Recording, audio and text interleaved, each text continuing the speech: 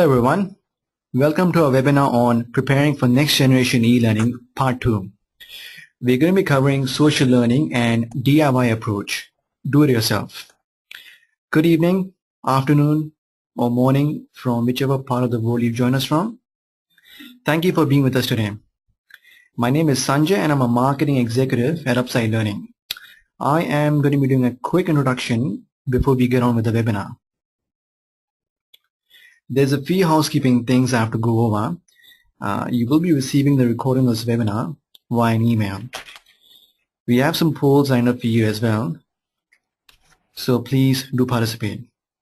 And lastly, feel free to ask any questions from our experts using the chat facility. Now just a bit about the company, Upside Learning. For 10 years, we've been helping organizations of different sizes and types to improve performance through better learning. With our head office in India, we serve clients in the UK, USA, Australia, Middle East, and other countries. A wide range of innovative learning solutions include Upside LMS, a multi-award winning learning management system, Upside to Go, our performance support platform, and custom learning solutions for desktops, tablets, and smartphones. We have been recognized and awarded by Brandon Hall, Training Industry, Deloitte, CLO, Apex, Red Herring, and have also won the award of the e-learning team of the year for 2013 by eLearning Age Awards.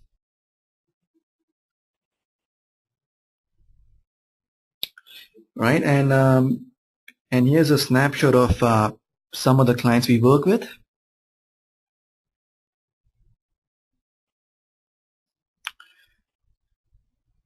All right then, so without further ado, let's get into it. Let me just introduce you to the speakers. Amit Garg, Director of Custom Learning Solutions, and James Rasmussen, Area VP Sales of Americas. Amit, over to you. Thanks, Sanjay. And good morning, good afternoon, good evening, wherever you're joining us from. Thank you very much. We do appreciate you taking off time to join us for this webinar. First of all, can we quickly do a check if you are able to hear me all right? If everybody is not, could you raise your hands in the control panel that you can see on the right side of your window? Okay, cool. So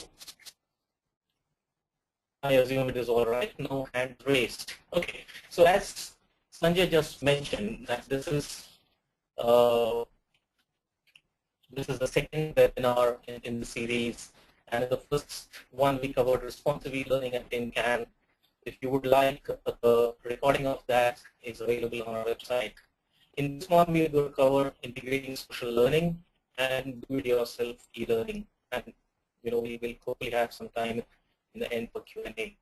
So I'm going to pick up integrating social learning, and Jim will chip in with the do-it-yourself content.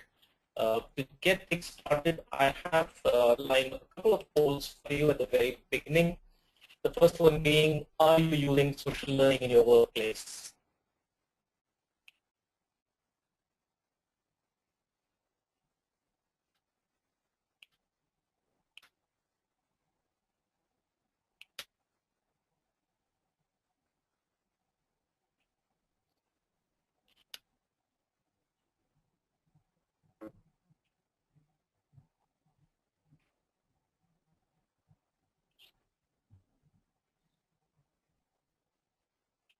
Are you able to see the poll question?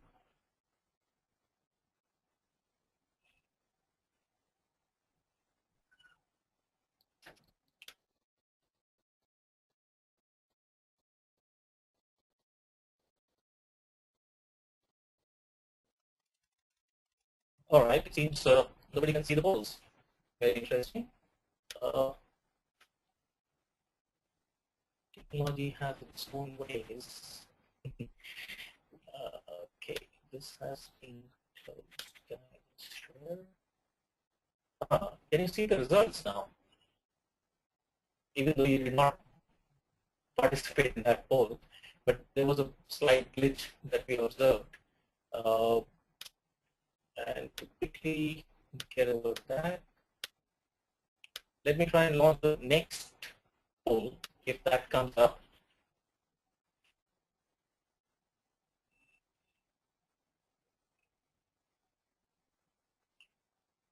Can you see the second question? Yes, you can. And people are voting. Thank you very much for that. And apologies for the glitch we had for the first one.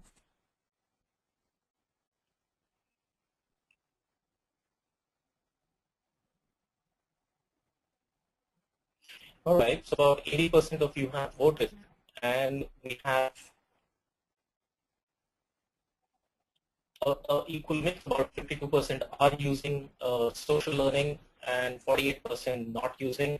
And because we could not do the first question, we'll just use the results of our the similar session we had in the mornings for the Eastern time zones, where we had almost 50-50 for this question, and the previous question we had about 33-66, 33% using some social learning in workplace, while the others not. Let's go with that and see, what's really the difference between these two. As you can see, while social media is being used in almost 50% of organizations, not everybody is doing social learning, and it'll feature somewhere in our talk today. All right, so what is social learning? That's really would be the starting point. There is something called social learning theory. I don't know if you have already come across this. I'll let you read this for a moment.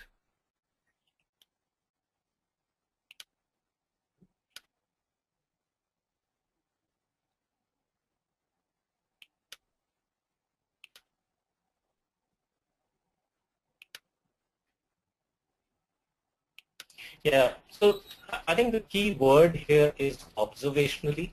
That is, all the learning that you do by observing others. This theory was given by Albert Bandura in 1977. But this is not the theory to get really confused with, because social learning that we're talking of in workplace is slightly more than that. Social learning by observations, or the social learning theory, we have all experienced in our childhood.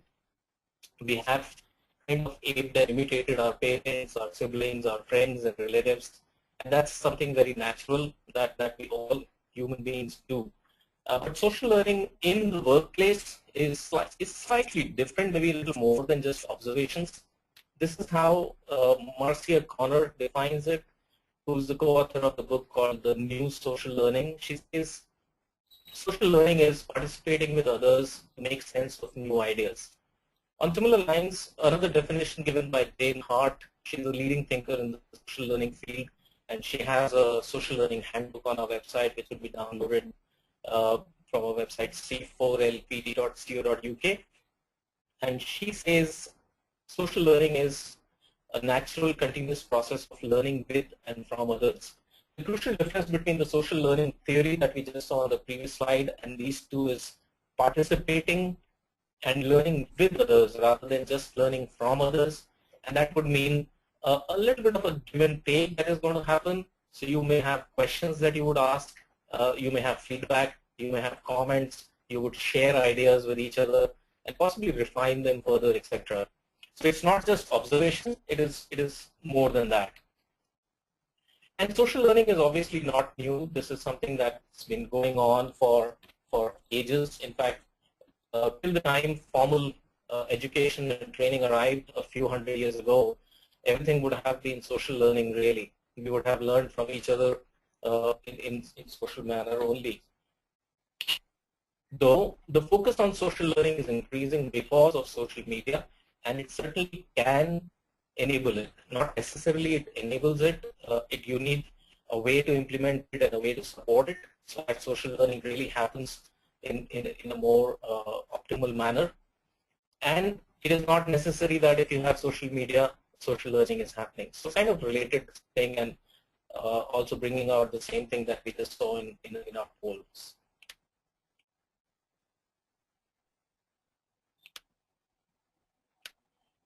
Thanks, Vicky. Is anyone else also having this difficulty of not being able to hear me properly?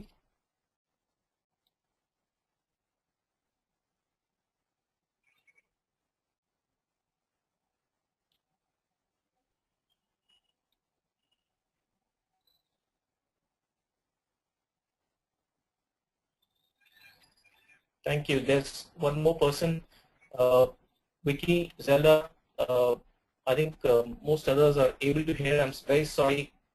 Can't really diagnose what would have, why this would happen. If you allow us, I'll just quickly check my internet connections. I think they seem to be all right. So if you allow us, we'll continue with this. Thank you very much.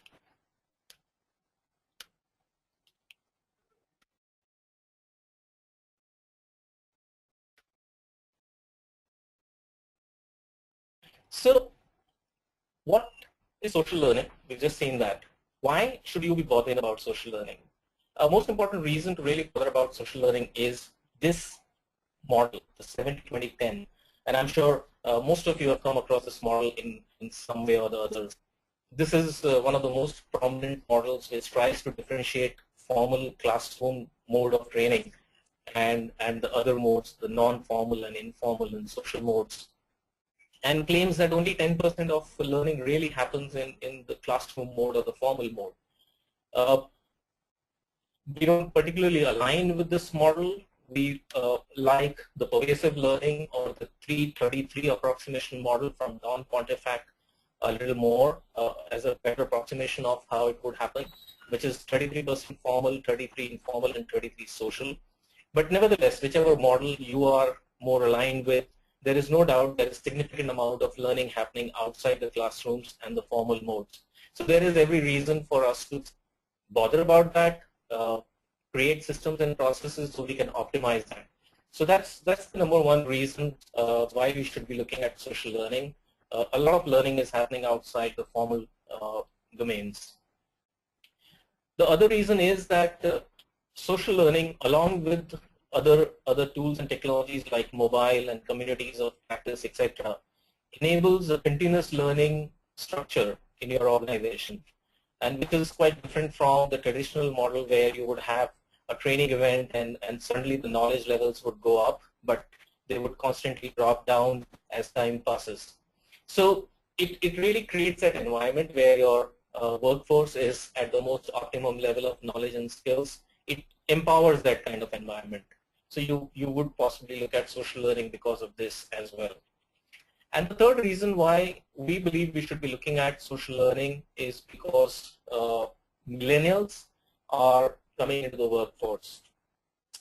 And by one estimate, there would be about 50% millennials in your workforce by year 2020.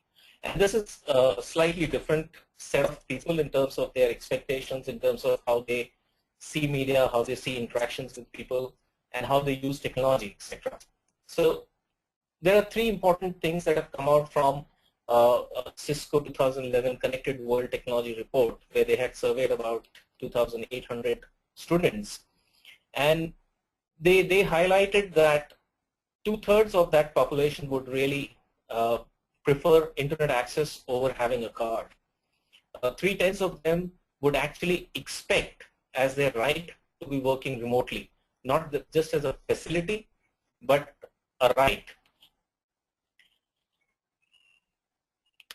And 3/5 of them would accept lower paying job if they had more flexibility to choose devices, had social media access, and mobility. So it's a different set of people who are getting to the workforce, and in any case, there's a very strong mobility trend that's being seen these days in organizations, with business applications shifting to mobile devices, and the majority of workforce getting converted to actually mobile workers. So you are really looking at a scenario in coming times where most of your workforce would be distributed, a large numbers would be working from home offices or just traveling.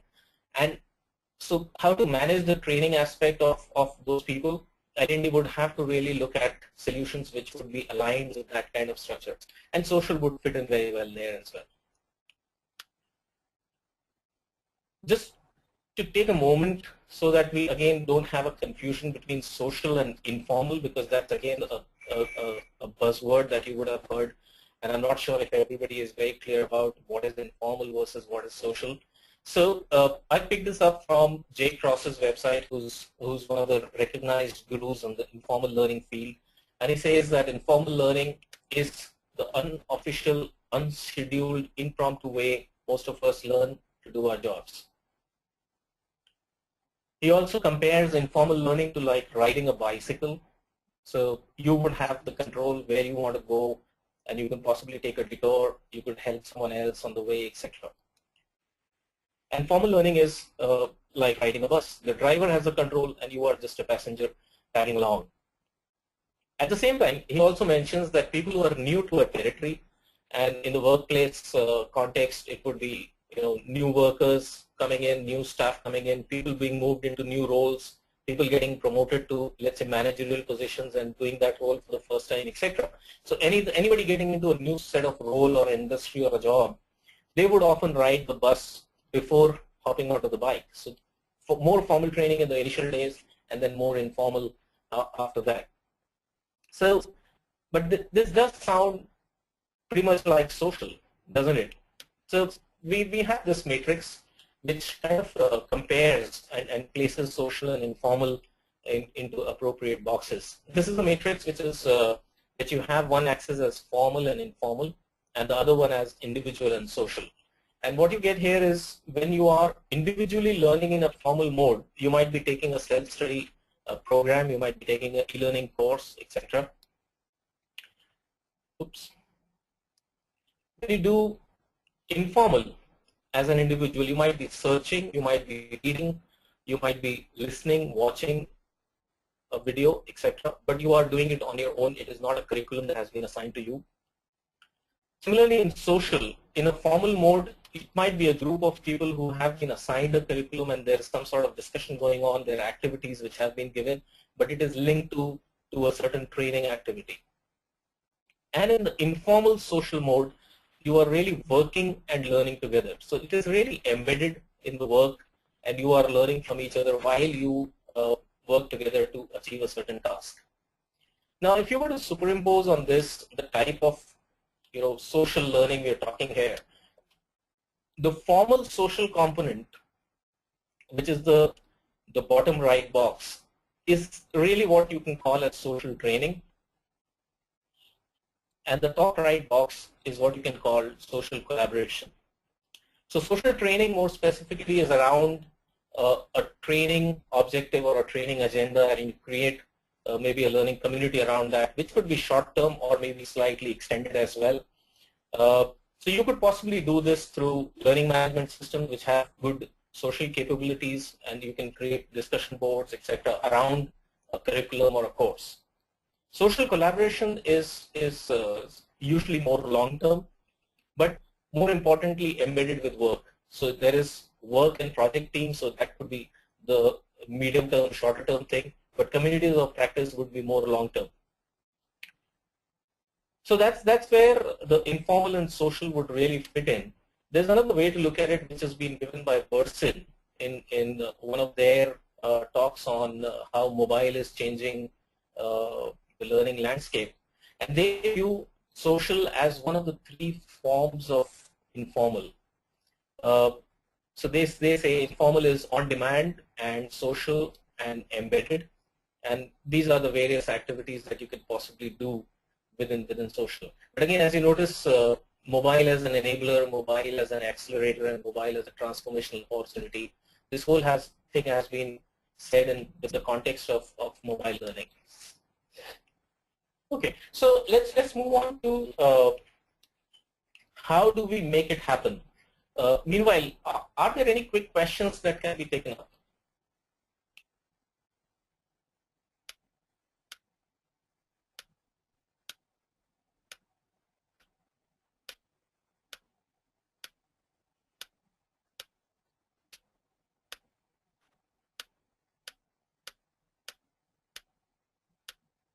All right, so if there are none at this stage, let's move forward.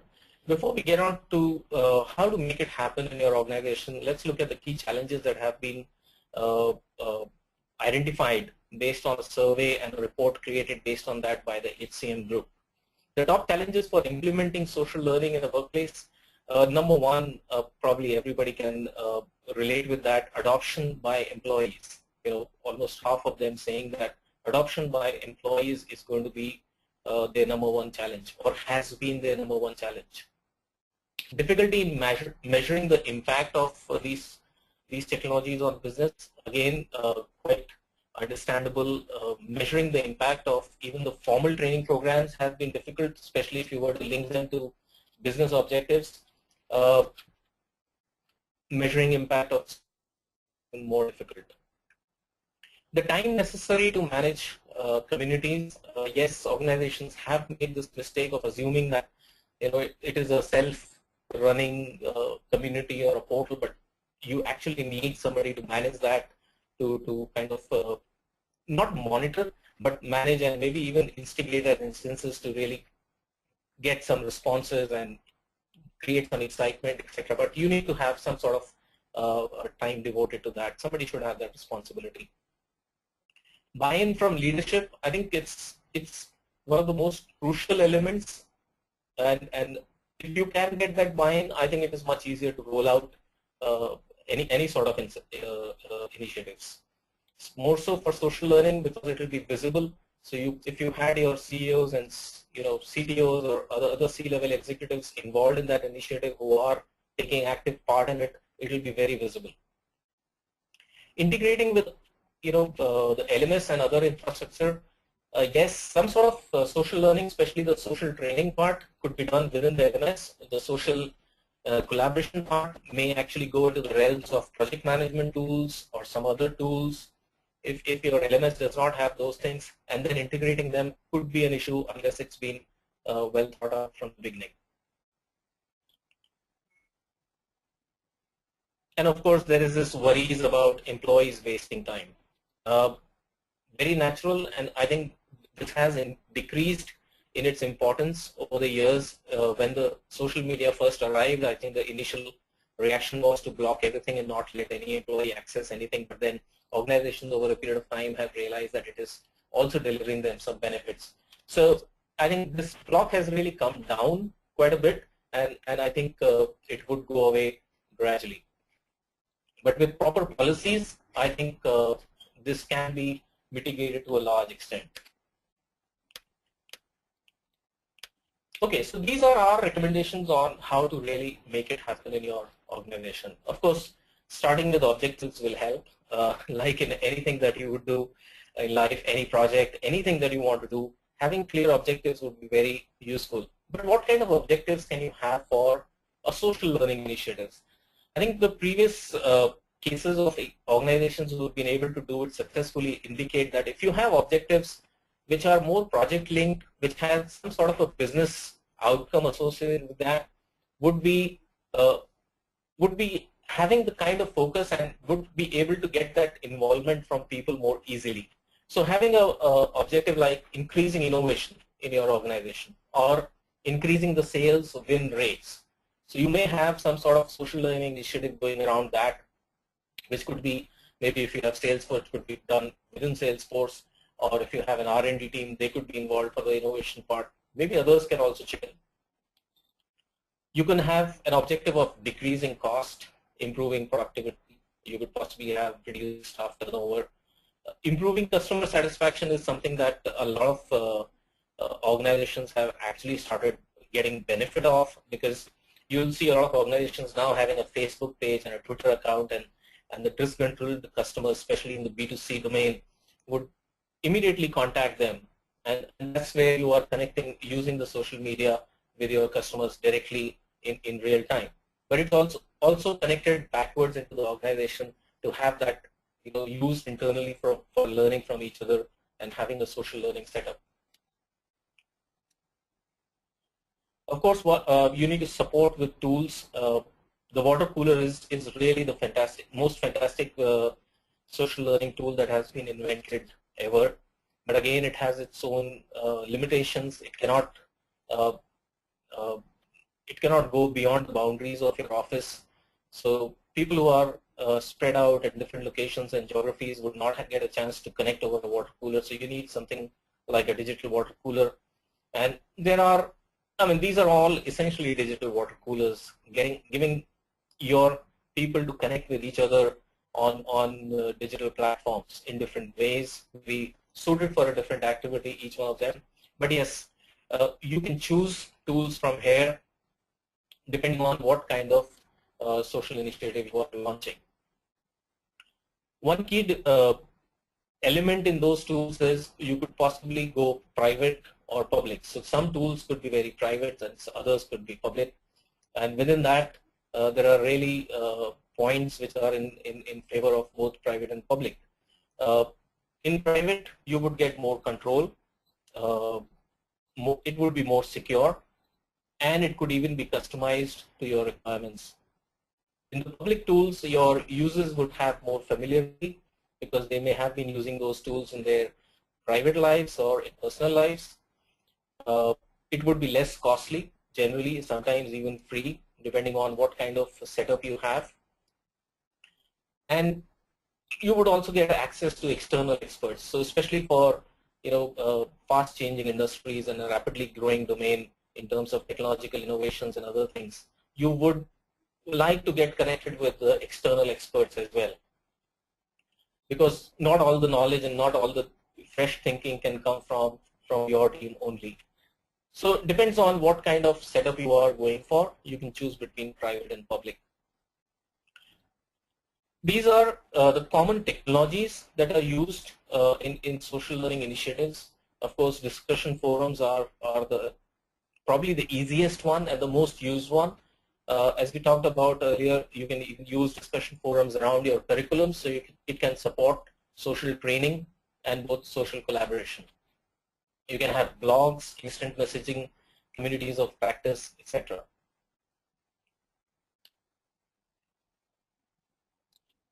Of course, you will have to set some social media policies, and a great place to begin that would be if you want to visit this website called socialmediagovernance.com/policies. It has a whole list of policies from over 100 organizations, and you can choose which type of organization resembles most of yours, maybe which geography you are in, which industry you are in, what size you are, etc.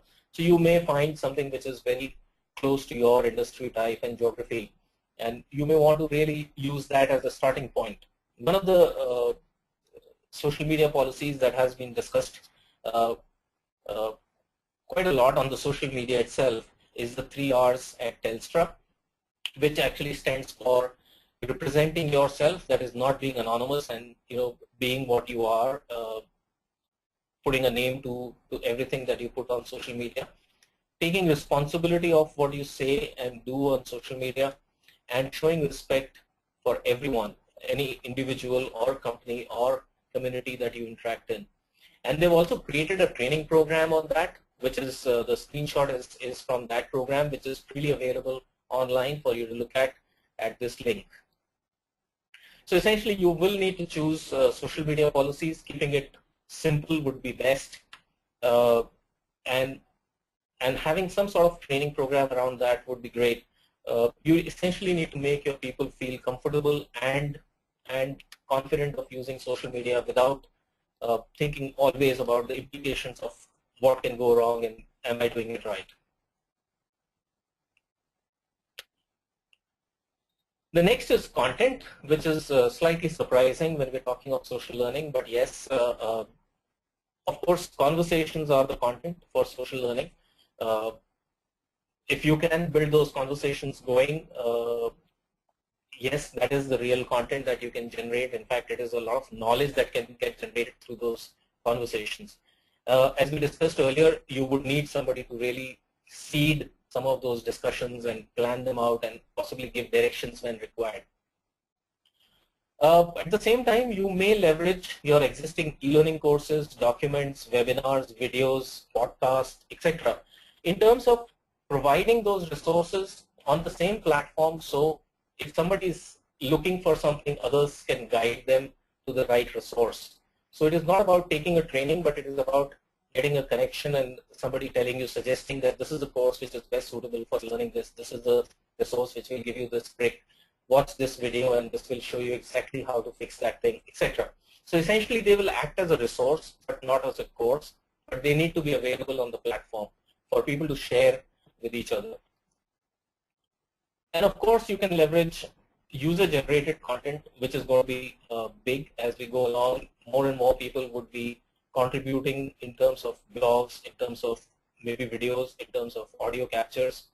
A lot of platforms now allow for learners taking photographs and putting onto the system, maybe taking a photograph from the mobile phone and directly uploading to the system. And that could actually be a great repository of information that can be analyzed by experts and can be used for other purposes as well. But yes, those are really the content sources that you could be looking at for social. As we saw in the barriers slide, participation is probably your biggest hurdle, and you will need to work towards that in terms of maybe you need to start with evangelizing in terms of telling people what's in it for them, how is it important, and how does it help them in their careers.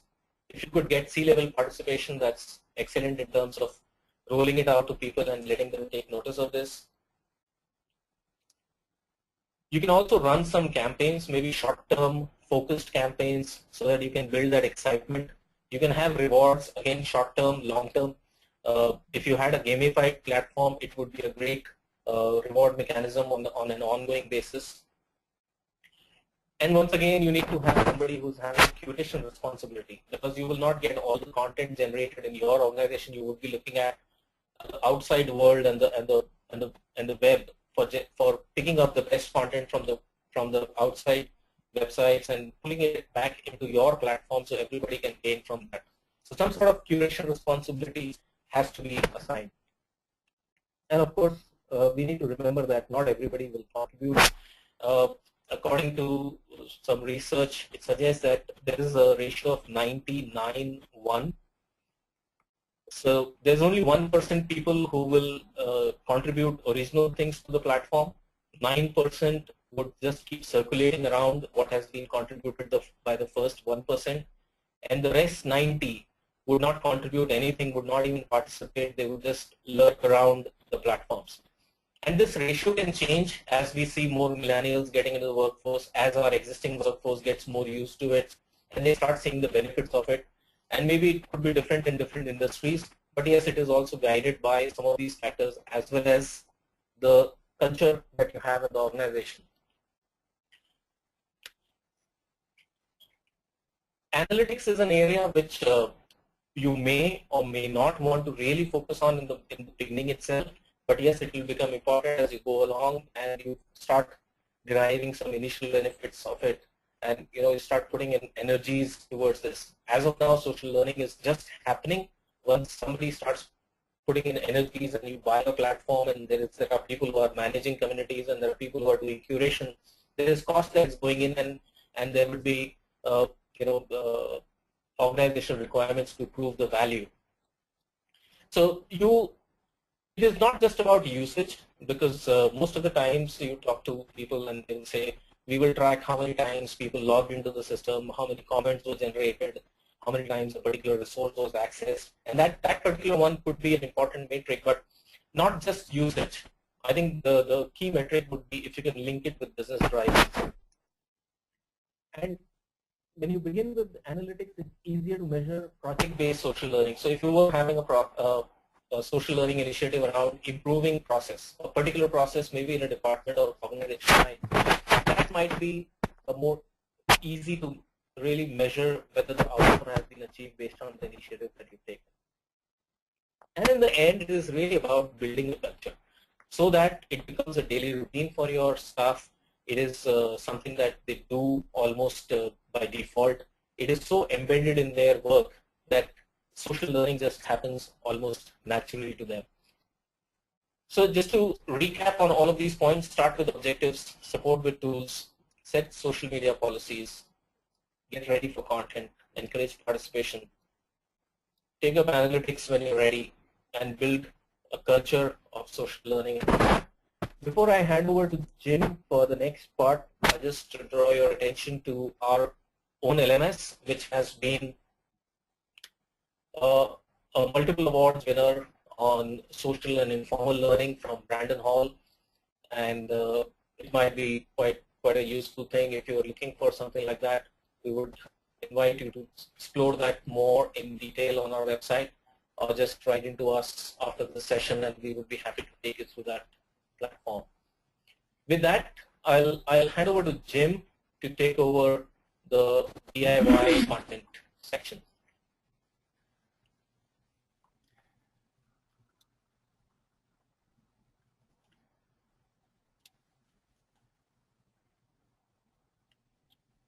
Thank you, Mitt. Hello, everyone, and thank you for joining us today. Can everyone see my screen okay? Get into the proper. Please raise your hand or let us know if you can't. So here today to cover do-it-yourself e-learning, or DIY, and we're actually seeing a lot more of this at Upside Learning.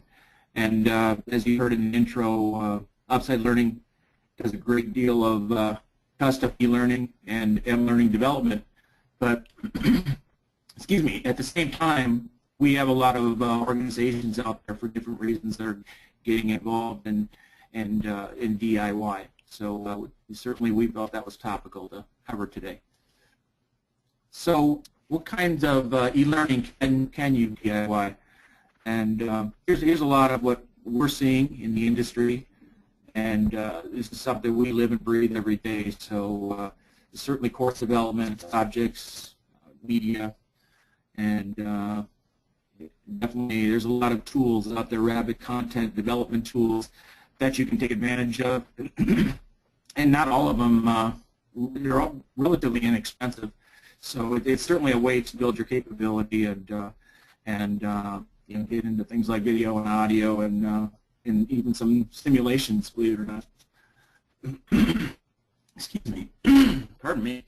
Okay, so let's start with a poll here, and get a sense as to how do you look at DIY for e-learning? You know, rapid authoring tools to build courses.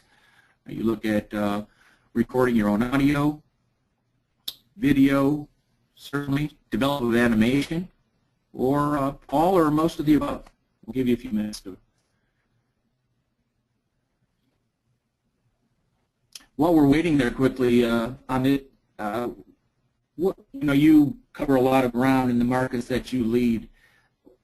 What are you seeing? What kind of trends are you seeing in these particular areas? Yeah, DIY has been something that has really picked up in the last maybe 4 or 5 years as the e-learning tools has stabilized, especially the Articulates and Captivates and Lectora, such tools. And we've seen especially large organizations having mostly small teams to develop e-learning internally, but yes, they have had some support internally to do e-learning. And of course, most of the times it is for the content that they need to roll out pretty quickly. Excellent, excellent. Okay, let's close the poll. But we're actually, the preponderance of folks, the first one used rapid authoring tools to build courses, and so that definitely is in line with a lot of what we're hearing, and certainly what your experience has been as well, Amit. And then, of course, recording video was another strong area that people responded to, and there's we'll cover that a little more depth later, but that's certainly an area that we're seeing a lot more, and there's just a lot more access to video out there today in this online world we live in. Okay, so we'll jump back into another poll, and let's look at what are the reasons that you get involved in DIY? What's driving the need for this? Why is this topical at DIY e-learning? And the first, of course, your job, your role requires it, and certainly that'll get anyone's attention. But there's also, do you enjoy it? Is it something that you just take an interest in and enjoy? Certainly budget limitations, just a reality at the times, and in some cases you can get things done faster depending on the content needing to be developed. And again, finally, all or most of the above. So take some time with that.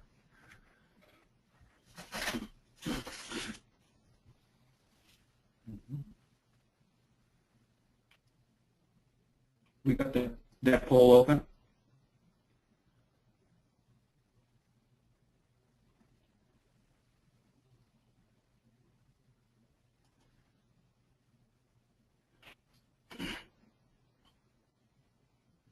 Very interesting.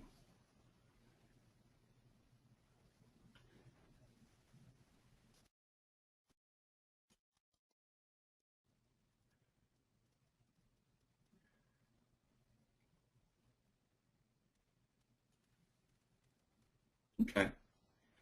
All right, everyone. Well, thanks for jumping in on that. As folks might imagine, the big driver is number one there, job and role requiring it. And I think, again, that's in line with, again, what we see and hear out there. But there was also spread amongst some that are enjoy it. And that's very encouraging, and certainly budget limitations. And I think certainly in some cases it can be faster. Again, the content is not as complex, or there's not that much there, and you develop the acumen to do it. It can be faster as well. So thank you for that. Okay. Now,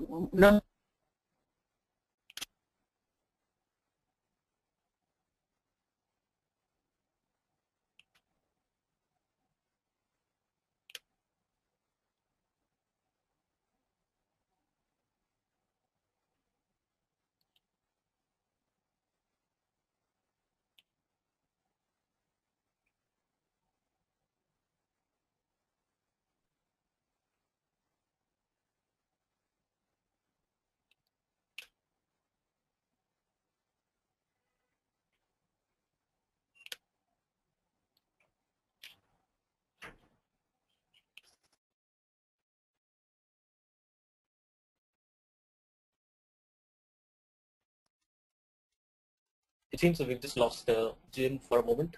Hopefully he should be back in 1 minute. I'm sorry about this. I think there's just one of those days. Yeah, he's back.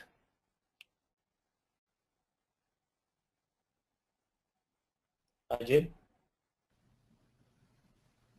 Hi, Jim, are you back? I'm back. My All right. goodness. I don't know what happened. Okay. Please forgive.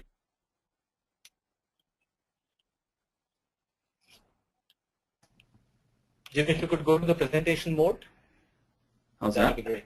Okay. Yeah. My apologies, everyone. Technology doesn't always work out for us so well. Okay, getting back to action here. As you can see here from HR Outlook, CIDP, just a comparison of cost management, looking at priorities between how does HR, what's their reality and what's the business view, and their particular priorities. So here we've got certainly cost management, and of course HR being in the pink, and talent management is going to be, of course, a stronger priority for the talent leaders, as you might imagine. Of course, the need for innovation. That's actually a little surprising that the business isn't closer in that regard, in my estimation. And big one's agility and flexibility of the organization. We've got to find a way to still engage folks with learning, and we can't always, don't always have as much budget as we like to resources to outsource. So, and then of course things like exploring new technology, and there's so much out there today that you really should take advantage of it when possible. And in this particular context, of course, DIY, e-learning, and then of course productivity is always a very, very important priority. Another big area, and we alluded to this earlier, budgets are getting reduced, and available resources are typically in terms of head count, remain the same, or in many cases we do more with less. So here's a look at this from Learning and Talent Management, and the gray is, of course, increase, around available resources, available funds and headcount. The dark purple stays the same and then is staying the same, and the lighter purple is the decrease. And as you can see, the headcount is either staying the same or going down in most cases, many cases. And available funds, of course, are on the decrease end, and resources are staying the same, or pretty much status quo for that. So that's that was an interesting look, and it's just part of the reality for learning and in talent development departments. I think everyone that's in this world, lives in this world, operates in this world, can relate to this. So how do you make the best of your budget? One way is, DIY learning. It really is not very surprising that it's coming to the fore, and you really can kind of liken it to a simple analogy.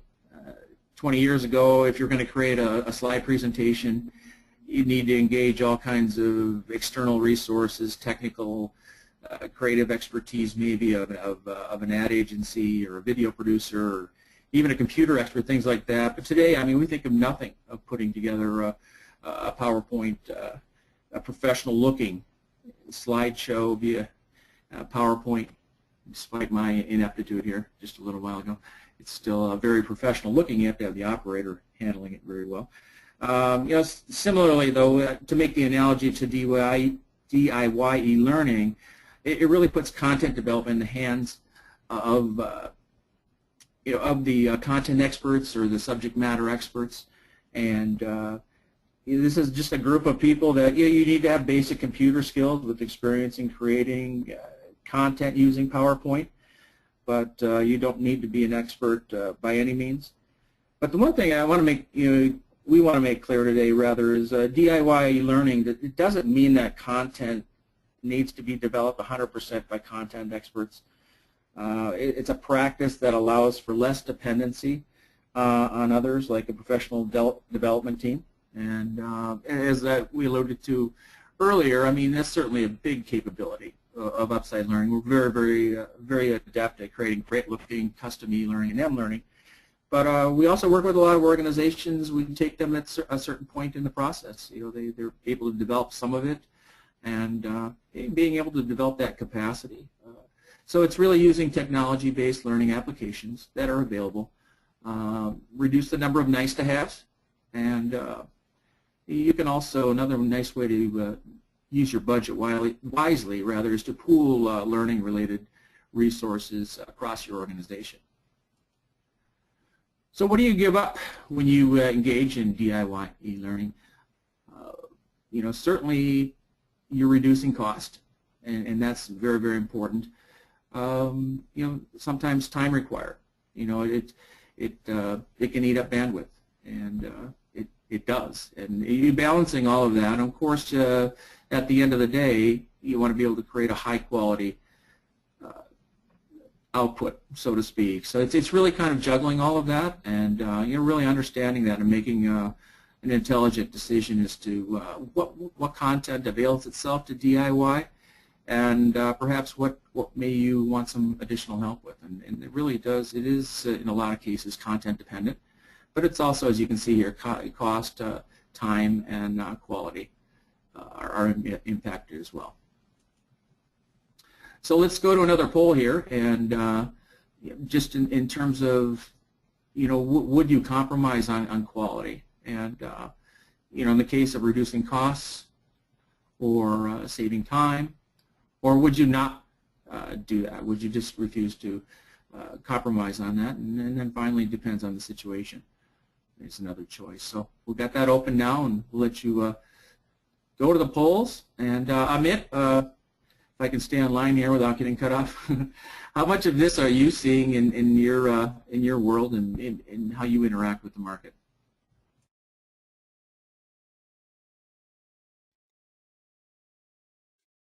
Again, mostly it's the cost and time, and not that costs are always not there. It is not that it is not there for anything. Is that sometimes some projects don't have cost and time, and they would want to do it quickly. Yeah, I think those two have been the real reasons why people have been doing a lot of DIY e-learning. Mm-hmm. Thank you. Thank you. Yeah, that makes sense. And I know in the Americas here, particularly in North America, in my efforts here, that's what we see a lot of as well. It really is, it depends on what we're seeing from the poll. And thanks everyone for joining in. Actually, a fair amount of numbers just said no. Period. They would not. So that's interesting, and it's encouraging too. And of course, it's situation dependent. So those are that and reducing costs were the big winners there in that poll. Okay. So the case for DIY video. We're through the magic of YouTube primarily. We're seeing they're seeing rather 1 billion unique visits each month. It's just it's really to use a cliche term, but it's all too true. It's use of video is viral, so to speak, in many viral. And so numbers here that we've got 6 billion hours of video watched every month. And you wonder when people are sleeping, but that's an aggregate number, of course. And then finally, 100 hours of video uploaded per hour. And yeah, so it's something that obviously people, the audience out there, and I would say, particularly you talking about millennials earlier. They live online and watch a lot of video. I have a teenage son that watches a little too much, but it's really what they tie into. And if you're looking at ways of engaging folks, this is obviously, I think this is a stat that you should pay attention to. And then finally, of course, 40% of watch time on mobile, and that's just not surprising. Again, we're seeing so much of that, hearing so much of that as we interact with the market on a daily basis. Okay, so rationale for using DIY e-learning. There's a number of great ideas here. Record face-to-face sessions for learners that can't be there. They could tie back into it. Extra, certainly for self-paced learning, and to extend the blend, so to speak, from classroom and whatnot, shared video recordings. There's a lot of context that and value. It's really about providing value for your people, and different content experts and that you can share, support their learning, their literacy, of course, multilingual, and there's just a lot of different. It's just too important of a trend to not consider adding when and where you can. So equipment, and thankfully it's a lot easier to do. And again, this is what part of the I don't know if revolution is the right term for it, DIY, but the use of smartphones and of course a good camera. And as you can see there, you actually have a microphone attached. You can enhance the quality attached to the smartphone there. So there's just a lot of great ways that are, there's certainly some money involved, but there's a cost savings as well. Okay, the shoot. Certainly choosing the space, and has to. You want to have something that has good lighting and is going to present the best possible user experience. Framing is a big one. As you can see there, you want to frame left typically, so that centering it just isn't aesthetically present the best user experience, learning experience that we found. And then of course finally lighting, and natural lighting is typically what you want to go for. And you just need to think about these things if you want to obviously create the best possible output and learner experience. Okay, and the edit suite.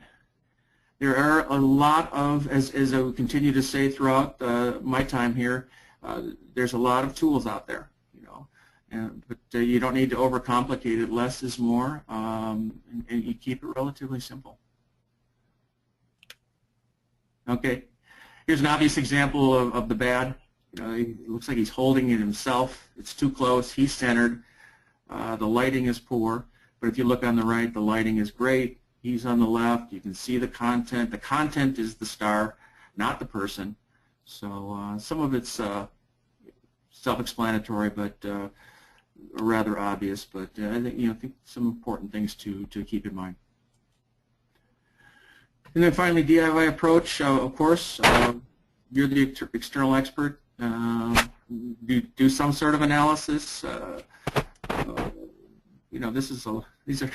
This parallels a lot of what we do when we do custom work. But when you're actually doing this yourself, designing storyboard and script, I think this is a good template to use as you look at developing DIY. And then, of course, the actual shooting of the video, the development, the production value, and then incorporating into courses, implementing. And then I think it's important, we think it's important rather to go back and evaluate how did it go, what can we do better, and continue to grow your DIY expertise.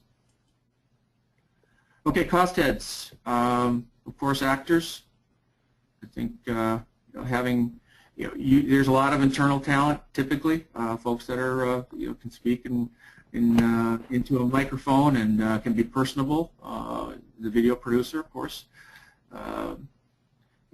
keep that to yourself or as lean as possible. And of course, studio. These things become very expensive for studio and talent for actors and production. So these are all areas that anyone that's done this type of thing, outsourced it or what have you, equipment, all of that, production for audio and video, and of course there's a lot of software out there as well that you can avail yourself to. So as I alluded to, here's some ways to counteract that. Someone on your team internally. There's a lot of identify internal resources, learn the skills. There's use of your own camera or phone, and of course free software. Okay, so 3 primary approaches as we've talked about on, of course, the professional organizations like Upside Learning. Production value is of course going to be the highest. Cost is going to be higher, the highest as well, and it takes longer. It's just there's more complexity to it. There's all of the above, and then contrast that with DIY, which you get decent production value. The cost is lower, and the time it doesn't take as long. That's in your hands. And then of course the one you want to avoid for your work with your organization, the home video. You're going to have real low production value. Of course the cost is going to be lower and it's not going to take long, but the impact typically is not going to be what you want it to be. So I think it's our final poll of the day for those that are still with us. Let us know what DIY you're most interested in, and we've got the three approaches that we laid out earlier: professional, external vendor, DIY, or home video. We'll open that up.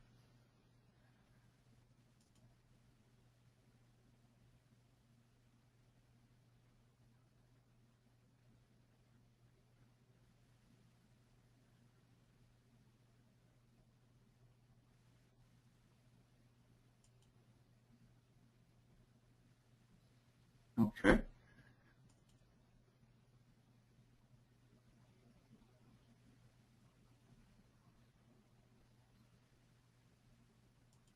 Okay, I think we've got a pretty good polling there. Thank you. And what we're seeing a lot of here, of course, as you might imagine, DIY is the king. So we've gone ahead and we've got a lot of folks out there interested in it, doing it, and certainly are taking that approach. So bravo, everyone. And certainly there's some that look to the professional side of things, and in some cases certainly the home video.